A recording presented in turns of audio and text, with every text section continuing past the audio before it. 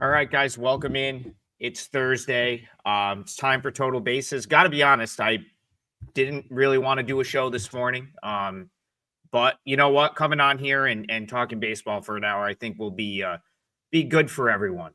So it is September 11th. We should be thinking about that. Tokyo Brandon, were you still in the U.S. on September 11th? Do you remember anything about that day?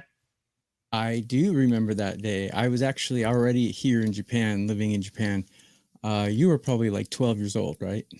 No, I was in 10th grade. So I was in 10th grade. Okay. About 3 hours north of the city. So I grew up in the Albany, New York area. And I remember, I'll be honest, I remember not realizing how big of a deal it was until baseball was canceled, basically. Like, we kind of went through our day in school. Like, we knew it was like they wheeled the TVs and we knew something was going on. Yep. My soccer game got canceled. Like, I think we hung out with friends after school. And then when like baseball got canceled and then I got home, because again, you weren't attached to your phone back then. So when I got home and like kind of like, watched the news with my parents, I knew how big of a deal it was. And that was, kind of surreal to think about that day. It happened about 15 minutes ago, right? From now. So it's nighttime here in Japan, and I was in Japan. My son was about 2 years old. So I remember I was on the computer with my son on my shoulder, and I was looking at something on the internet, and my friend called me on my cell phone. My friend here in Japan, and he's like, dude, you have to look at the news. This is so unbelievable what's happening. And I'm like, what are you talking about? He's like, just turn the news on. And I turned it on. I was like, oh my God, I saw a burning building. It was just incredible, amazing, just surreal. And that changed our country in a lot of ways. And especially for someone like me who travels a lot, it changed travel 100%. So yeah, just crazy thing that changed the history of the world, actually. Oh, I really think one of those things that brought everyone together in the wake of that was baseball. And of course, we had a week without Major League Baseball, and then it comes back. And those I still can remember as a however old I was at the time, 15, 16-year-old, watching those, because my local team was still the Yankees and the Mets, and this was like pre MLB TV. So getting to watch those Yankee games and Mets games every night was was like something I'll never forget. And that's where we'll start today in the Bronx. That'll give us something to do for the next hour, then think about the news, and we'll talk about Tigers Yankees in the Bronx. It was, of course, the year the Yankees went to the World Series, ended up losing it against the Diamondbacks, but that's still the best World Series I can remember for that I was alive for. That Yankees Diamondbacks series was absolutely incredible. TB, Yankees, do you think they can get back there this year? A month ago, I would have said no, but now I might be a believer in this team again. I don't know. What do you think? Series? Haven't you seen the beating they've taken 2 days in a row from the Tigers? My question to you, though, and we'll get into this game, is who do you think in the American League is so much better that it's not going to be the Yankees?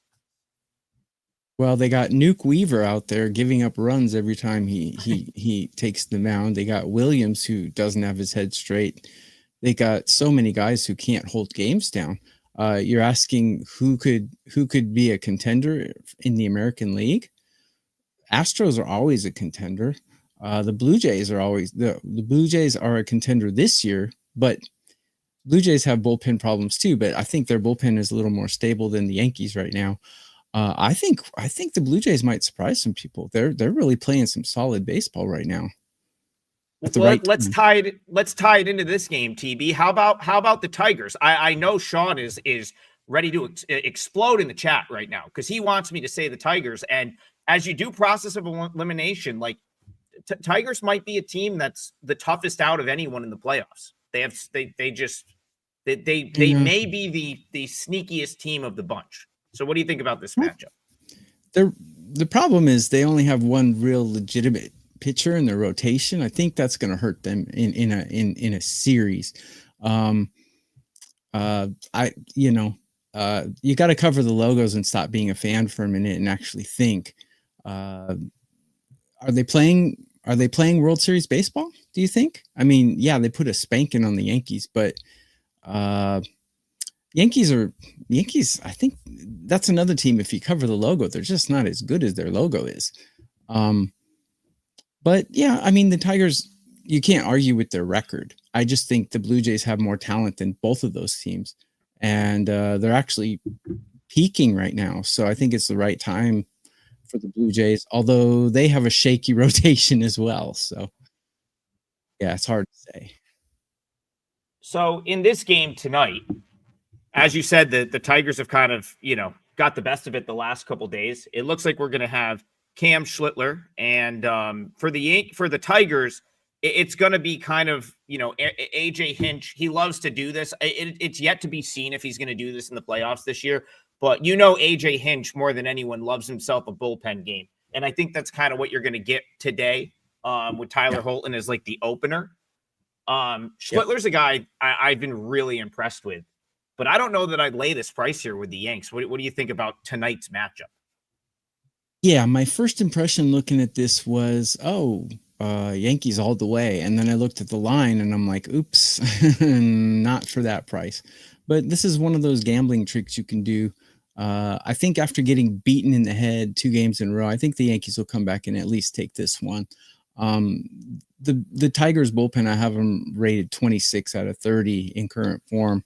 So if this is a bullpen game, it should give the Yankees plenty of innings to tee off on that vulnerable bullpen.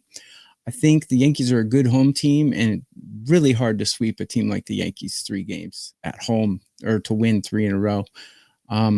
So I think it's the Yankees' day. Here's a gambling trick, though. You can take about 30 cents off the price if you just take a -1, and you'll get a good price for a -1 today because they're at home. Home team, if they're winning, they only bat 8 innings. So you'll get a good price for a -1 here. I think you'll probably be able to get a -125 for the Yankees today. Schlittler, I mean, at home, he's got a 4.28 ERA. He actually pitches better on the road, but still, I think the Yankees bats, and the Yankees are pretty angry right now. They have bullpen problems, but I think the Tigers' bullpen problems are bigger. So I think it's the Yankees' day. I think a -1 would be the way to go here. I've thought about this a lot. I was up late last night watching the Mariners game. I had Cardinals +1.5, and that was just a mind-numbing result to finish the day on. Of course, if you missed that game, the Mariners walked it off. They won 4-2. But as I'm watching that Mariners team, who I was very high on, and kind of watching them now, seeing what their flaws are, I truly believe the Tigers are slow rolling everyone at this point. I think the Tigers are the best team in the American League. I think the Yankees are going to be a tough out when they're at home. But right now, the Tigers, they're 5-5 in their last 10 games. They're basically just having a tryout. This is an open tryout to make AJ Hinch's playoff roster. So it becomes very difficult to bet for them or against them on a day-to-day basis, because their results are like right now, their focus is not really on wins and losses. I think you'll see that play out here. You're going to have Sawyer Gipson-Long likely come in after Holton. It's really about spreading innings around, getting guys fresh, getting guys playing time. Now, their roster is good enough where they can win a game 12-2, 11-1, but the next day they might lose one like they did to the White Sox. So it makes the Tigers a really challenging handicap for the next couple weeks. All I'll say about the Tigers is don't sleep on this team once the playoffs start, and I'll go to Colin's comment. AJ Hinch is just an elite coach, and he is going to be the toughest out in the American League, in an American League that in my opinion lacks a team that I actually think might win this thing. I have a feeling that the World Series winner maybe comes from the National League, but like the Tigers are not a team that I want to. I don't want to lay a price against the Tigers because they just there's too much upside with the roster, and they've shown you what they can do when they show up the last couple days. So I don't want to lay a price against them. That being said, would I be surprised if the Yankees grabbed one here? No, because I still think the Yankees are going to seriously threaten Toronto over these next couple weeks. So an interesting game for sure. But yeah, I don't really have a play in this one. More my thoughts are more long-term with these two teams, but I think going into the playoffs, if you're high on the Tigers, you're going to make some money this year. That's my biggest sort of takeaway from that handicap. I think if we're going to talk about World Series contenders from the American League, I think the record doesn't reflect it, but I think Seattle is the best put together team in the American League. Yeah. So TB, let's talk. Let's transition there. Let's talk Mariners Angels. But one of the things I observed in this Cardinal series, and it was very much on display last night, the Mariners truly just wait for the home run. Like, that is their offense. That game went 13 innings last night. The Cardinals bullpen essentially shut them down for most of the game. And of course, they end up, what did they do? They finally hit one out. That's how they won the game. But the at-bats that led up to that in extra innings, when all you needed to do was get a runner home from second, put it into my head, like this team just doesn't have like hitters that really execute in those situations. They really are up there waiting for the 3-run homer. Can you survive in the playoffs with that? Because I agree with you. They have a lot of intriguing pieces. Emerson Hancock is now coming out of the bullpen throwing 99 miles an hour. Like, they are a interesting team, but my concern is they just can't string the hits together. So what do you say about that? And are you interested in running it back with Bryce Miller and the Mariners here? So I have a 5% play out today in Major League Baseball. It's one of the games that's on the schedule. So there's a hint, but someone asked if I have two. No, I only have one 5% play out today. I had Seattle yesterday, so that was a little upsetting, but I actually went 3-1 yesterday in MLB, and I won a 4% play tonight in Japanese baseball. So things are going well right now. I got a 5% play up today. Regarding this one, you're right. Seattle is just such a well put together team. I'm just surprised they're struggling like they are. And they've got guys like their starter today, Bryce Miller, who throughout his career has been a great pitcher, but something's off this season. I don't know what it is. He's not pitching like I can't remember him with a 1.4 whip. Maybe he had, but it just didn't stand out to me like it does this season. He's getting hit pretty hard. He's given up 12 earned in his last 4 starts. I mean, that's only 3 earned runs per start, and he's gone more than 5 innings in each one. So I guess it's not that bad. Looking at the Angels, Soriano, he was a guy that I was kind of high on coming into the season, but he's somewhat underperforming. I got him, but I've got him ranked 12 out of 30 on a curve of 30 starting pitchers. So not that horrible, I guess. He doesn't pass the eye test. When I see him pitch, he doesn't look good. He doesn't look like 12 out of 30 to me. So let's take a look at how Bryce Miller has performed against these Angels, because he's got 52 at bats against. He's got a 231 average against and a 714 OPS, which is fair. It's not great. It's not bad. It's average. And he's been pitching kind of average so far this season. Soriano against Seattle has a 219 average against and a 629 OPS. So Soriano has actually performed better against the other team. The problem is the Mariners have huge advantages in batting and bullpen. I got their batting ranked 7 and I got their bullpen ranked 8. The Angels, I have them ranked 26 in both batting and bullpen. So if Bryce Miller can have a decent outing, I think Seattle should cruise to a win here. But that's a big if, because Miller's been a little bit inconsistent. He's given up 3-3, 2-2 in his last 4 starts. So what do you think? Can he have a good game? If he can have a good game, they're going to win. So the tough part with Miller is the fact that he had elbow inflammation. So, you want to talk about, well, how can Miller, what's his problem? It's like, it's hard to get hurt in a season and then come back in the season. So like when you have a guy that goes down, they're down for maybe a long period of time, then they have to come back in the same year. It's like, how much are, you never really know, like how much are they sort of fighting through it, right? Like Bryce Miller's, all of his StatCast numbers and this is something if Bryan were here today that he'd be like all over this. The blue on his StatCast page is astounding, right? Like everything is trending toward poor. And you know, knowing what we know about Bryce Miller from like, you know, his days as coming up as a prospect, the stuff he had when he got to the league, 2023, he comes in and he's got a 1.14 whip last year, 0.98 whip in 180.1 innings pitched. That's insane. So knowing all of that, you look and yeah, you're right to be like, man, like what is the deal, right? And what I believe the deal is the guy had elbow, he went on the IL, had elbow inflammation, has worked his way back. He's probably not all the way right. I highlighted Sean's comment because he said no one on Seattle's pitching good. Logan Gilbert gets smacked every start. Well, it's like, yeah, Logan Gilbert's dealing with the same thing. He's dealing with an injury that he very well may need surgery for in the offseason. So it's like you got guys out there that Gilbert's such a good example. Like last night, he loaded the bases, sort of regrouped, got his head on straight, and struck out the next three Cardinals because he's got the ability to do that, right? Bryce Miller probably not on the same level, but when you have a guy pitching through injury, it's really tough to go out there and like you just be able to fight through it for like 6 innings or be able to do it every start.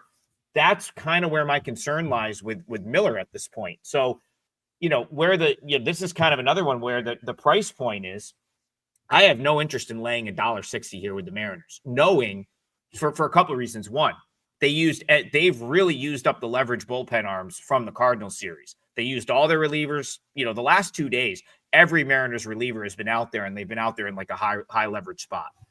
And now you have to basically count on length from Bryce Miller. I wouldn't want that at all here. So I would find some way to play the Angels. I just don't know exactly how you do that. Angels plus 1.5 is a little bit pricey. Minus 150, not really sure I want that. Angels, money line is fair, plus 140. But this just feels like a Mariners team. They just swept the Cardinals in 3 games that I don't necessarily think they deserved. They didn't, it's hard to say they didn't deserve to win, but they could have lost all 3 of them. Everyone was a close game, a battle right till the end. I wouldn't be surprised if the Angels got them today. And SF 49er, if you're referring to the StatCast percentages, just pretty much if you want to see a pitcher StatCast page, easiest way to do it, put the pitcher's name in and then follow it with Baseball Savant, put it into Google, and it'll bring up their StatCast page. And so when I'm referencing percentages, it is the percentage, it's the percentile of where they are in the league. So like if I say Bryce Miller is in the bottom 6% in Major League Baseball and expected batting average against, that means his batting average against being 291 this year is in the bottom 6% of Major League Baseball pitchers, which is a fact. That's something you can get off the page. If I say he's in the bottom 6% in hard hit rate, that means he's in the bottom 6% of every pitcher in Major League Baseball. And that's what you find on Miller's StatCast page. Those are not good numbers right there. And so I could only go with the Angels here. Let me make a note on Soriano since we have a little extra time. Yeah, go ahead. A few games and just 2 of us. I challenge people to find a more inconsistent pitcher than Soriano.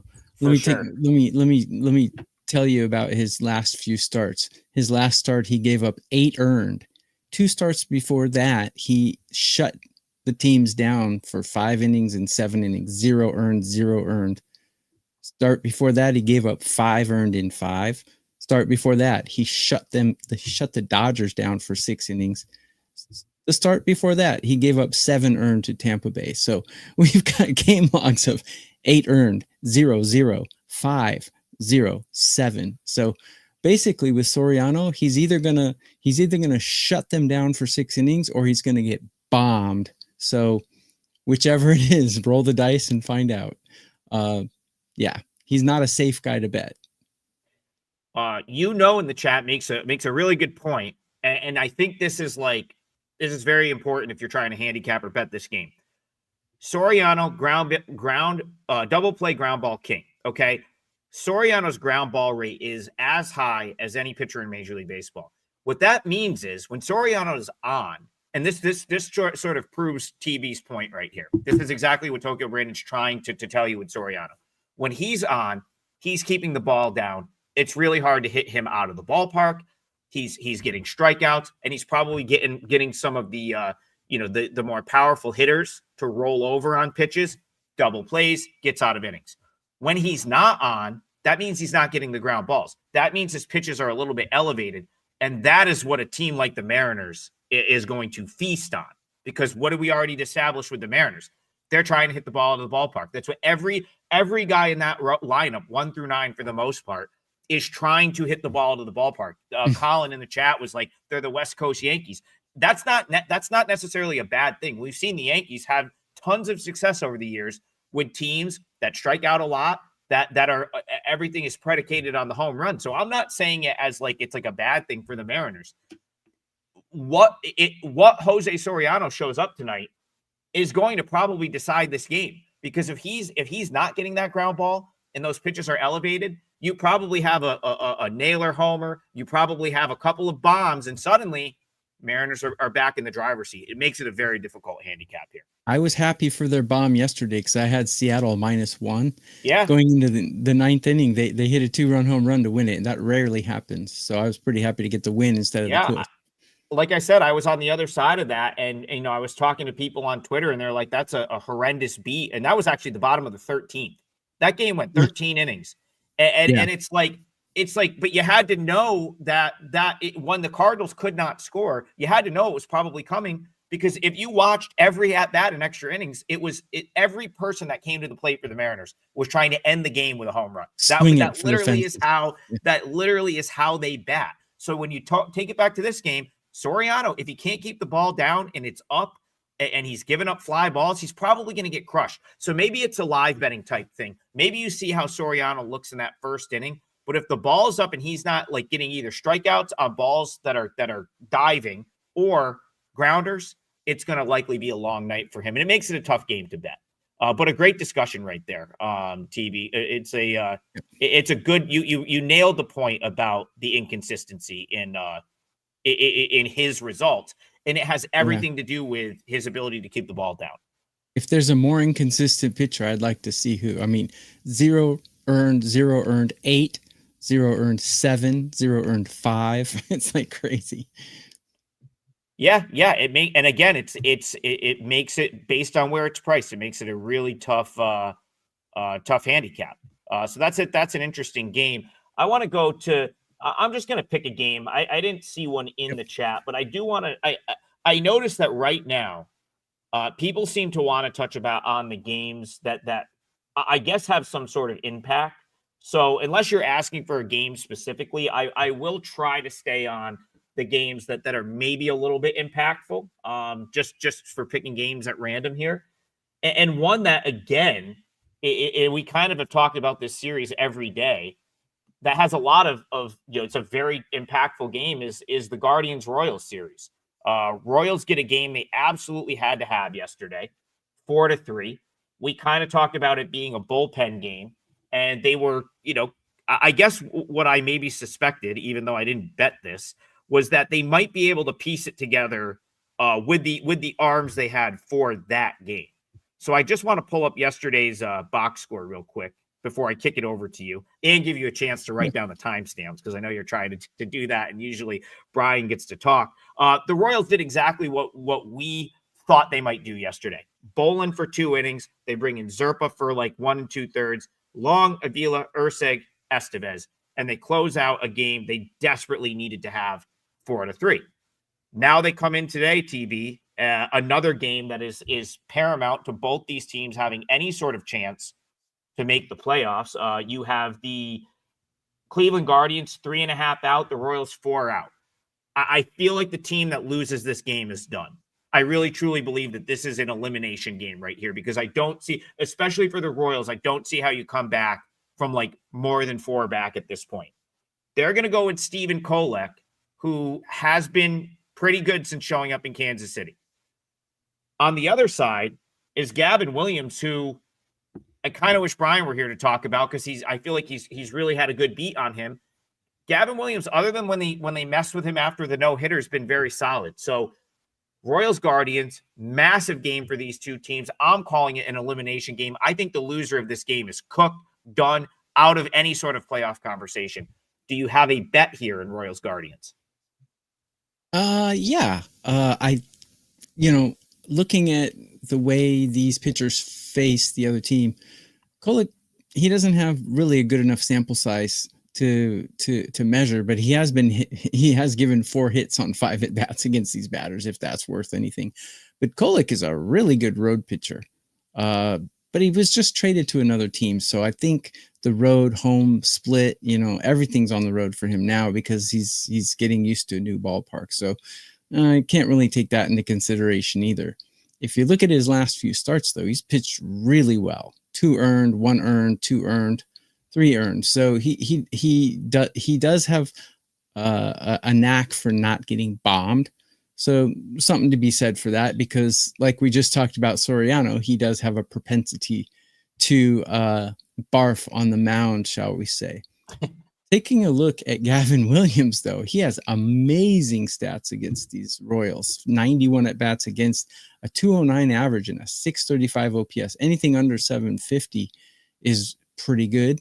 And taking a look at his home and road stats, pretty equal. He doesn't really have a big discrepancy between home and road. So Royals currently, I mean, you're probably still mad at them. They're hitting 26 out of 30 right now in current form.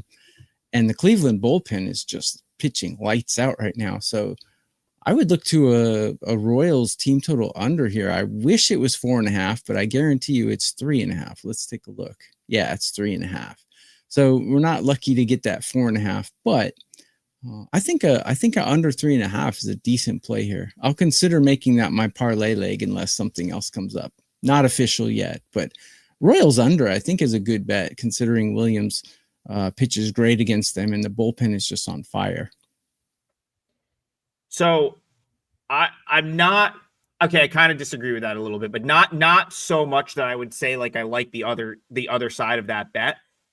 But I could see this game going over. I do think that so I look at this, okay, and you have an over 7, and you have a line of essentially 7.5 minus 110. And to me, I understand where both these offenses are at, but they've seen each other a lot, okay? Like the Royals and Guardians, they've had a ton of exposure to each other's essentially their roster. Now, I'll get to Kolek in a minute because you could come back and be like, well, Kolek just got there. They haven't seen him much. And that's a good point, which I'm going to talk about in a second. But I'll start with Gavin Williams because this is a Royals lineup that A, is better against right-handed pitching. B, has seen Gavin Williams enough, over the years and in this season. And, I'll go to Williams. Like, he'll put guys on a lot of free passes, right? So, like, one thing we know about Williams is when he's not totally on, even when he's, I guess you would call him on. Last start against the Rays, he had a very strong start, 7 innings of 1-run ball. He still walked 3 guys, still gave up 7 hits. I think he was a little bit fortunate to get out of that with only giving up 1 run. And you see it a lot. He is in the bottom 5% in Major League Baseball pitchers in walk rate. So that's a concern. Yep. The other thing is like gives up a lot of hard hit. Like he's got a good fastball, and when he's commanding his fastball, he can do what he's done the last couple times out, go 7 innings, only give up a run or 2. But you're really only asking for kind of the bare minimum here from each team, right? Like the Royals can scrape together a few runs against a right-handed pitcher that they've know, and that's sort of fastball reliant. So then I look on the other side. Stephen Kolek, like he's been okay since showing up in Kansas City. I'm still not convinced that he's really a big league starter at this point. He had a tremendous run earlier this year with the Padres when he was sort of called up as an emergency 5th starter. But you want to look at his underlying stuff. Doesn't strike anyone out. Very low swing, very low whiff rate and chase rate. Gives up a ton of hard hit. And doesn't walk, though. Yeah, like that's a good point. Like he's sort of on the other end of the spectrum. Sorry to interrupt you. No. It's a good point because that's his only saving grace.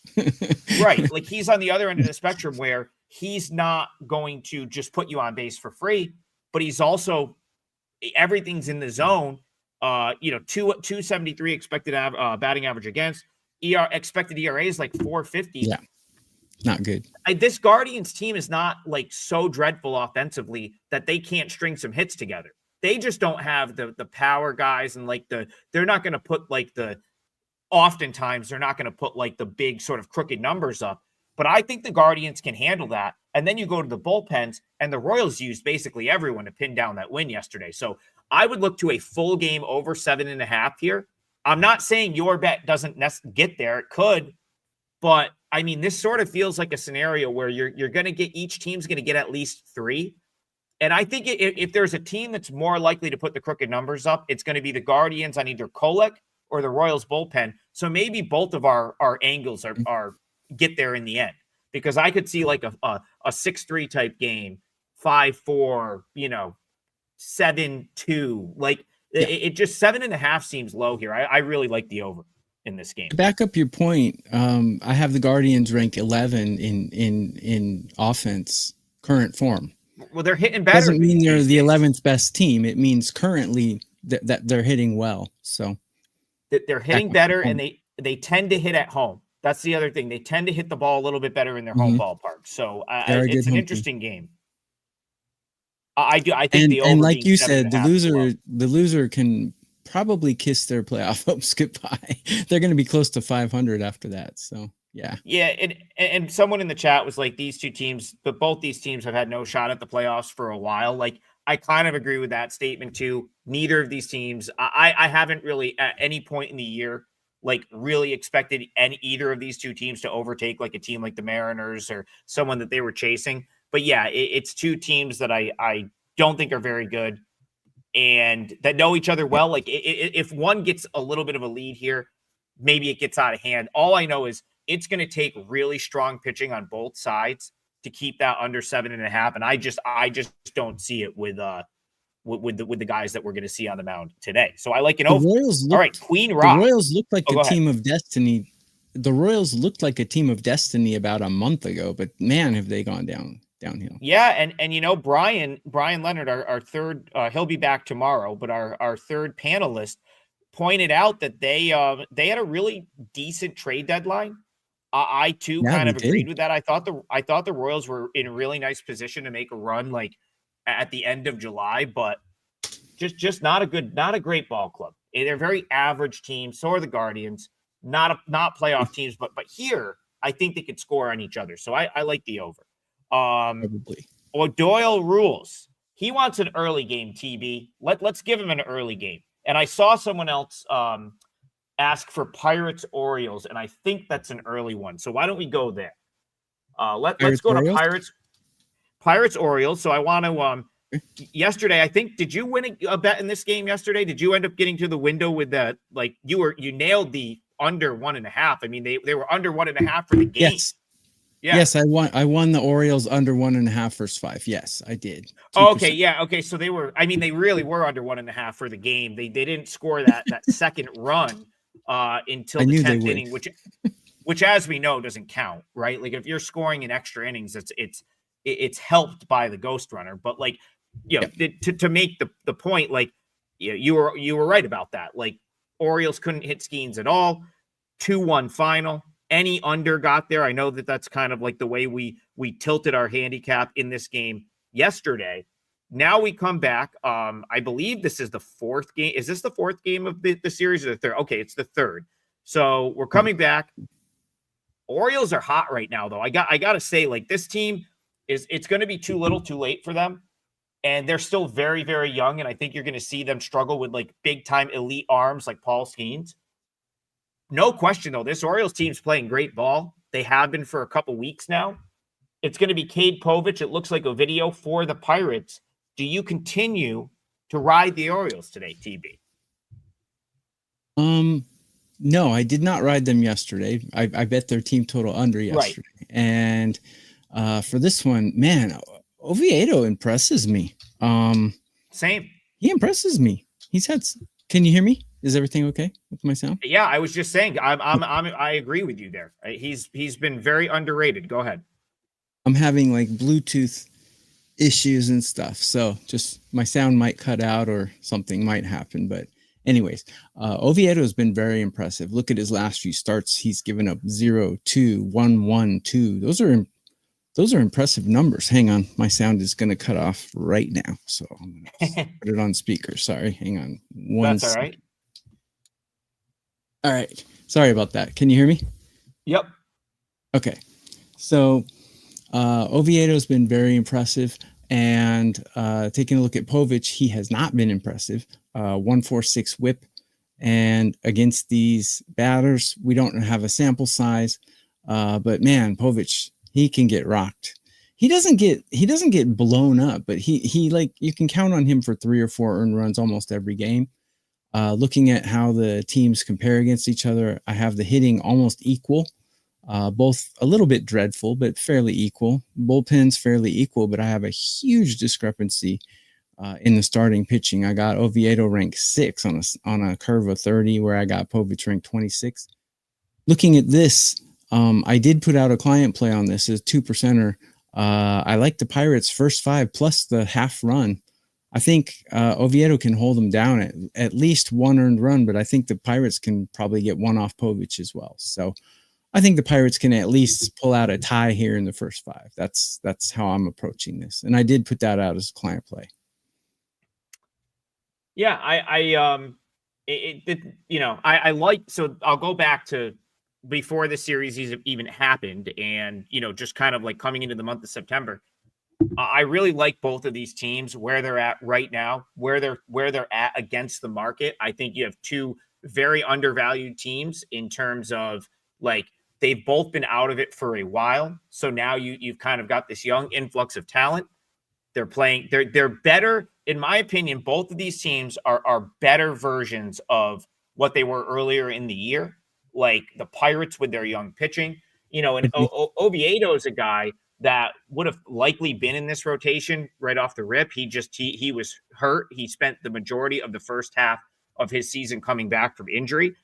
He's been fantastic. And yeah, like, this is, it's an interesting handicap because the Pirates, they've actually kind of used up some of their bullpen at this point, even though they've managed to lose the first 2 games of this series.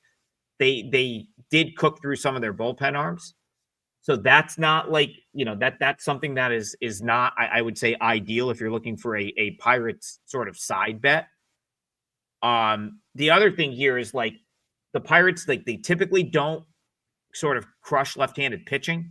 They're near the bottom in the league in WRC plus against lefties. But then again, they're near the bottom of the league in WRC plus against just about anyone. And a lot of that number has been accumulated by guys that aren't necessarily going to be in the lineup today. So this is another one. I don't really want to go against either of these teams because I'm very high on them relative to market right now. So relative to where they're priced in the market against the other 30 teams in the league, I'm very high on them. I could actually see some offense in this game. We haven't seen it yet this series, but you have to understand too, like, we had, Skeens was pitching yesterday. The day before was a 2-3 final. It was Burrows and Ashcraft for the Pirates. I think the Orioles are going to see far sort of, even with Ovidio being solid, even with the fact that he can be, kind of nasty, I don't think he goes super deep into this game. I think the overall sort of pitching that the Orioles are going to see is a little bit easier than what they've seen the last 2 days with guys like Ashcraft, Skeens, some of the better bullpen arms. And then on the other side, to your point, I don't have a ton of faith in Povich right now. And the Pirates are a team that are hitting the ball better. They've hit the ball. Where do you have the Pirates lineup last 30 days, TV? Can you quickly see that?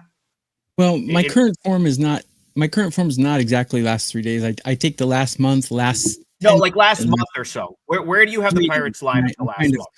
Make a taco out of that. And I use that for current form. I have the Pirates at 25 and I have the Orioles at 21. Yeah. Okay. So, like, even 25 though, like, that sounds like bad for the Pirates. Even 25 is probably better than what they were most of the year. Like, this is a team that hadn't hit at all. They get priced as a bottom option. I guess the point I was trying to make is I feel like the Pirates offense is trending in the correct direction just on the whole. Now, this series, not so much. We've had a couple low-scoring games, but this group of Pirates is hitting much better than, like, let's say the Pirates of May. So I'm going to throw another over out here. It's a lot of totals for me so far today, TB. Over 8.5. I think this one gets there because what you don't have on the Orioles side is bullpen depth. So you're either going to get the runs off Povich, or you're going to get it off. Like, they have a very poor and not very deep bullpen right now. And they just won back-to-back close games. On the Pirates side, if you don't get to Ovidio, there's definitely like the back end of their bullpen, which is what you're likely to see today. You're not going to see Ashcraft. You're not going to see a couple of their higher leverage relievers that were used the last 2 days. I think there can be runs there as well. So 8.5 over. I like another over here. I those last two totals we spoke about, I kind of like quite a bit. All right. We have about 18 minutes left. We will lock in parlay pieces. Try to hit a 2-teamer today. TB, do you? So I guess I kind of rained on your parade with the Royals under.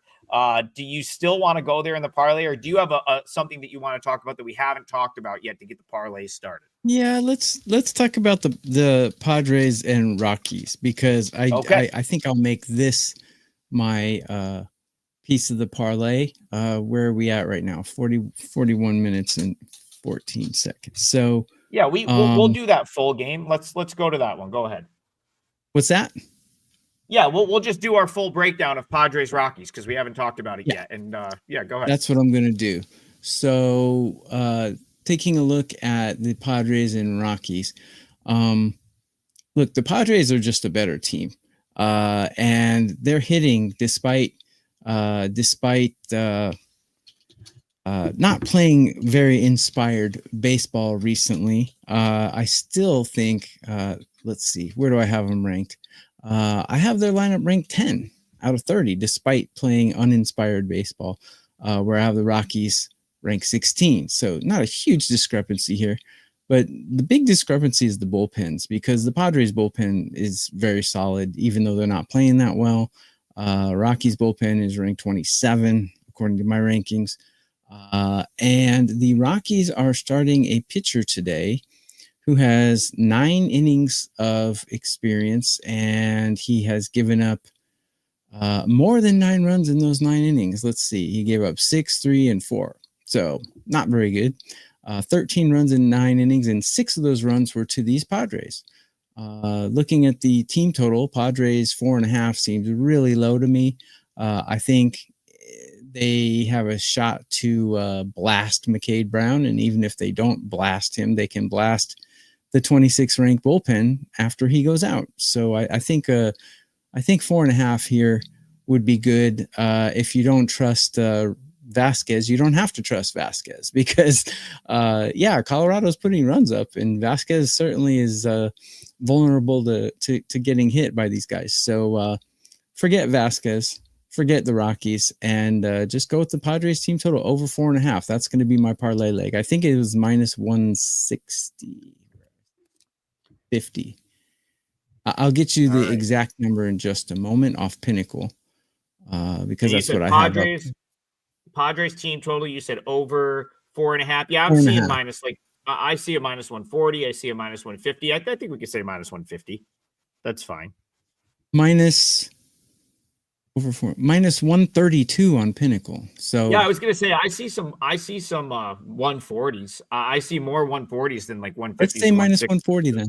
Yeah, Pinnacle is rather generous sometimes. So yeah. Yep. Yeah, I'm looking at 2 over 4.5 minus 140s here. Cool. Listen, like it's going to be very difficult to like talk someone off of a team total against the Rockies, because even if you get a good effort from a starting pitcher, they're just always one crooked number away, right? Like it's just always, there's always the possibility that happens against what the Rockies are running out there bullpen wise right now.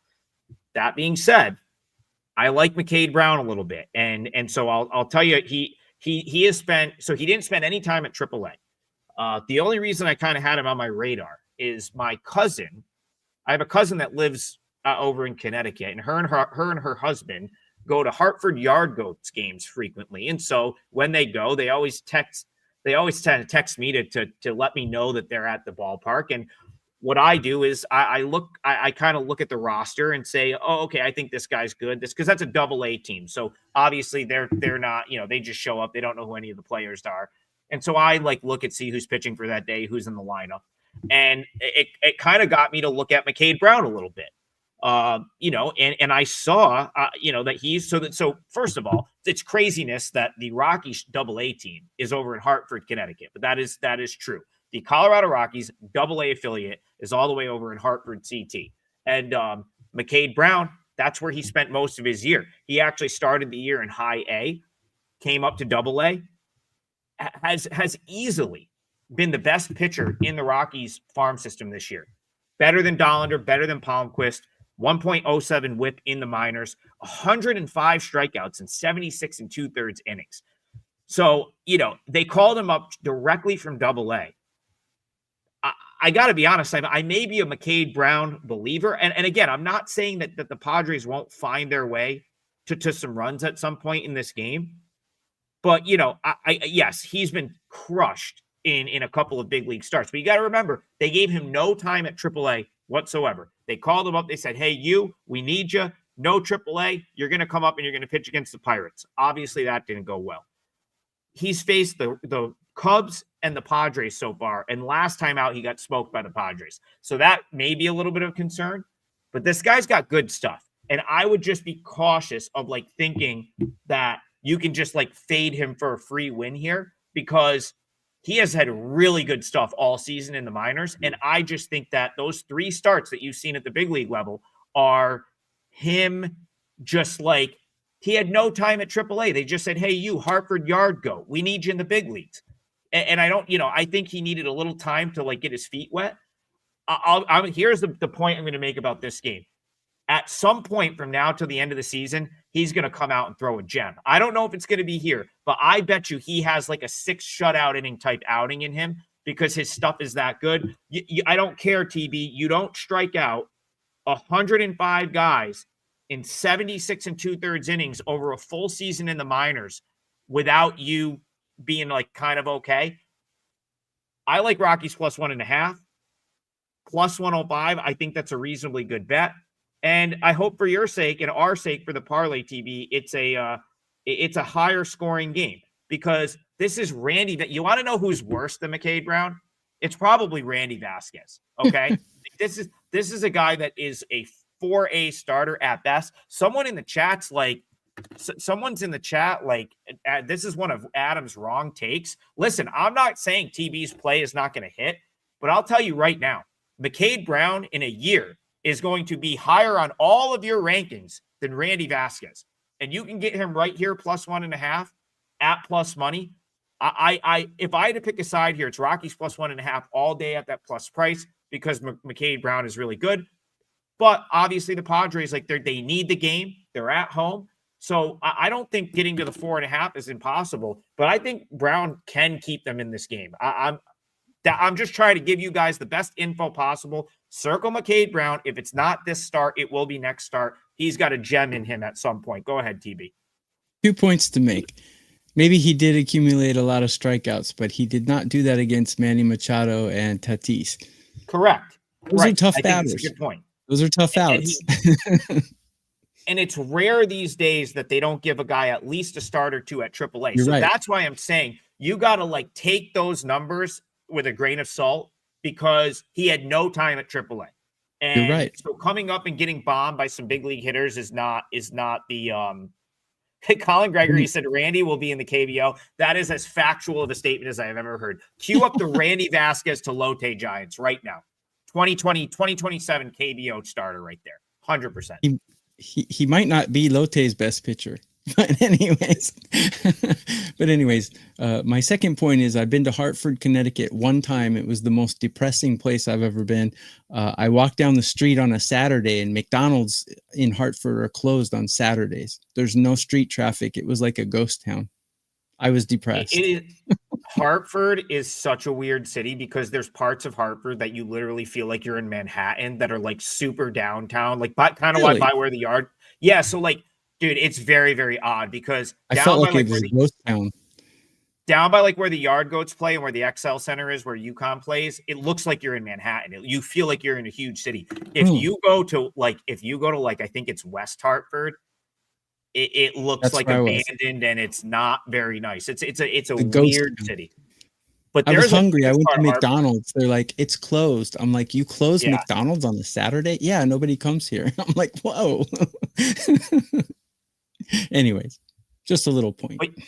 But yeah, I'll go back to like a point I made since the beginning of the season. Like Randy Vasquez, like credit to him for being able to sort of like hang around and do what he's done this year. He throws 5-6 pitches, but I don't have high hopes for him as a big league starter. And I wouldn't be surprised if the Rockies generated some offense off him here. So, just to rehash, because I'm going to get into a game in a second, I'm going to close out our parlay. Tokyo Brandon, his parlay, like he's going Padres over 4.5 on the team total. It's like -140 in that game. So yeah, we can root for runs, and I'm gonna root for the Rockies to come out and find a way to win that game. But I hope they do it. Sounds great to me. Sounds great to me, for sure. Because actually, Adam, even if Brown has a decent game, I don't think he's going to go more than 5 innings.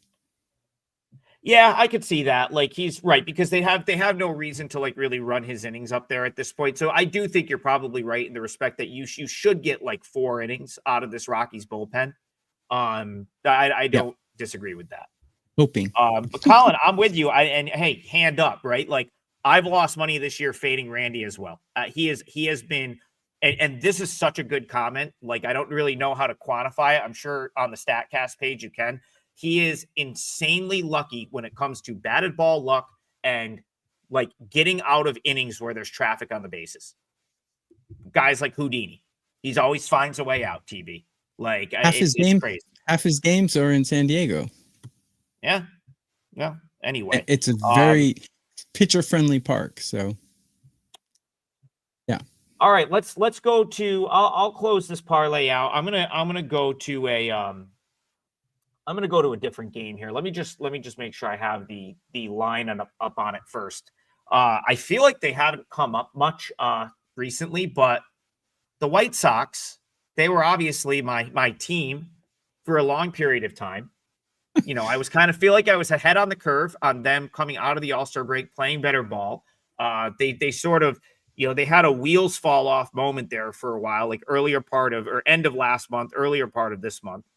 But TB, the White Sox, I feel like are, so end of last month. So far this month, I think the White Sox are very much back. So they had what I was referring to was the 5-game losing streak at the end of last month.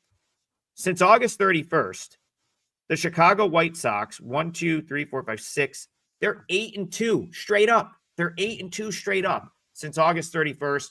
And that's just like young team going through the ebbs and flows of being like a very young team. They have a lot of players that I'm really very high on. I think their collection of arms in the bullpen is very good. They will face Ian Seymour today, who is a guy that I think is going to have a bright future in the big leagues, but he's also a guy that they've seen a ton. Do you know why? Because Ian Seymour pitching for Durham and Charlotte play constantly at AAA, okay? So you have Ian Seymour, who has spent essentially the last 2 years at AAA. You have a White Sox roster who's essentially spent the last 2 years at AAA. Most of these guys are fresh to the majors, just up. I don't have it in front of me. They probably have as big of a sample size against Ian Seymour as anyone you're going to find at this point. And, Ian Seymour, at the big league level has not really been what he's been at AAA. So far, he's had a couple of good outings. Last time out against Cleveland was decent. He only 2 times out ago against Cleveland was decent.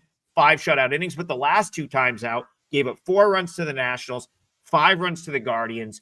This White Sox lineup is better than both of those.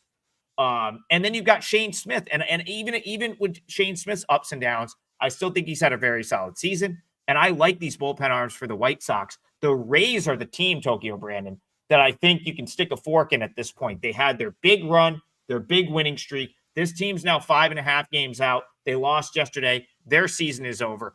My parlay leg will be White Sox +1.5. I won't be surprised if they win this game. but I want to hit the parlay, and I like having that run. So White Sox plus 1.5. I would like to know, though, do you agree or disagree? I agree with you that the White Sox are a very dangerous team and they're always underdogs. And they're probably, in my opinion, the most difficult team to cap in all of Major League Baseball because they, on the surface, they just look terrible, but they're not terrible. So the automatic knee-jerk reaction is to fade them. But if you fade them, you're probably losing a lot of money this season because for sure. They're extremely scrappy. And to enforce your point there, I have them ranked number 8 in current form in offense production. So 8 out of 30 teams, and they're on an 8-2 run, right? So, but I do slightly disagree with you in Seymour. I think my numbers love Seymour, and his expected projection ratings, like expected ERA and those kind of ratings, are off the chart. So he did give up a lot of runs in his last few starts, but they weren't all earned. I mean, he's backed by a pretty poor fielding team. So I like Seymour. So I don't know how to read the White Sox, though. That's the problem.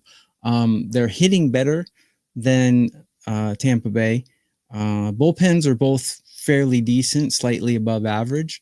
But I got Seymour ranked higher than Smith. I got Smith graded very average, right at 15 out of 30, but I got Seymour ranked much higher. However, the sample size is small. So I won't argue with your White Sox plus 1.5, but I stay away from White Sox games because they're just so hard. I don't have stock in the team as well like you do. Yeah, right. Yeah, no, I just listen. They've been very undervalued probably since about the 90 game mark when we first started talking about them. I want to say this: you're not wrong to be high on Ian Seymour. Like, so I want to make like a very clear point here. Ian Seymour is going to be a very good starter in this league. He already has shown it. He already is to an extent. The reason that I'm okay with going against him today, couple things. Fastball velo, the last couple starts has been a little bit down. I just think the rigors of a long season going up and down from the majors to the minors, starter to the bullpen, I think is just caught up with him a little bit at this point. And that's probably why you're seeing a dip in fastball velo.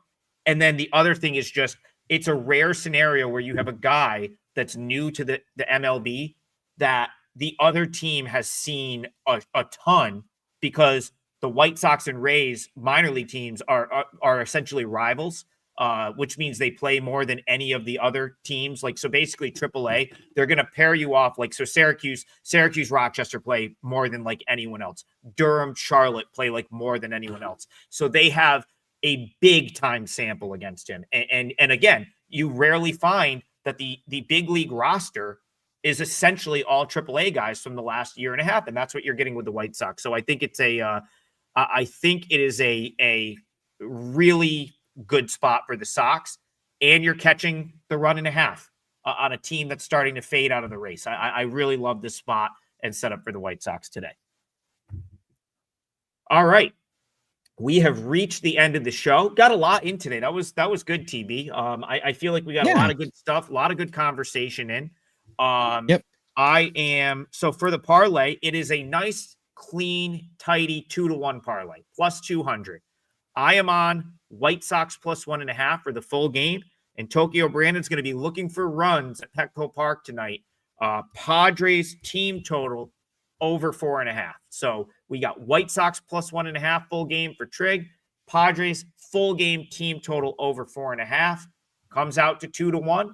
And hopefully we've got a winner going into tomorrow. And then we get Bryan back and we can maybe hit a 3-teamer to close out the week. Have a great day, everyone. Play. Yeah. Oh yeah. And that's the other thing. I really am bad about promoting. Adam is a very bad salesman. Bad salesman, which is not a great look when your job is to sell picks. But hey, that's why I have TB here. Go grab TB's 5% play. I'll be honest. After losing the Cardinals in the fashion I did last night, I probably won't even make you pay for my MLB today. It's like I've got some football up. I've had a great start to the football season. I've got a couple football plays. I saw that. I'll probably be selling the KBO. I think I'm on like an 8-2 KBO run right now. So I'll probably sell that. I feel Your like I NFL owe week you. one was very good, or your college I football or haven't NFL, you lost had a an really good NFL record play there, I yet saw. this year. Had the Hmm. Browns week 1, 5-0 to start the NFL season. Keep But going. right now, for whatever reason, I have been on the wrong side of the luck in every Major League Baseball bet for like the last week. So I don't know if I'll put anything out today. If I do, like, I'll more than likely put it up just for free. So keep an eye on my page. I feel like I owe you guys a free one at this point. Get Adams Especially football if it's though. He's early. red hot. Adams football is red hot. And you know, you can save the if you were going to buy me today, I'll tell you what, if you were going to buy me today, you can save that money and put it toward TB's 5%er, because he's been ripping these 5%ers off left and right. 3-0 this month. 3-0 this month. That's an incredible start on big bets. And that's this month, as in like in September so far. Yeah. I only do baseball, so I only have 4 or 5% plays in a month, and this is my last one. Well, and if you're, I feel like if you run the table, you maybe can ask for an extra one. I think that's fair. I feel like if you run the table, you know. But anyway. But 3-0 so far. 3-0 so far. Colin Gregory, thank you for the shout out. You know, I'm already digging. You know, I'll be November. So I want to throw this out there too, because I haven't really publicly said this yet. This show will turn into a college basketball show. Once college basketball season starts, I'll obviously have different panelists because TV doesn't do college basketball. We will be doing this show 5 days a week. 2 other Wager Talk guys who I am not going to announce yet because I need to make sure I'm allowed to say that out loud. Got to talk to the boss. But I will be here 5 days a week, and we will be doing the same type of show for College Hoop. And we will have all of those small school info. We'll have it. So keep an eye out for that. We're going to be let this ride right into College Hoop season. For today, go check out TB's 5% play, and we'll see you guys in the morning.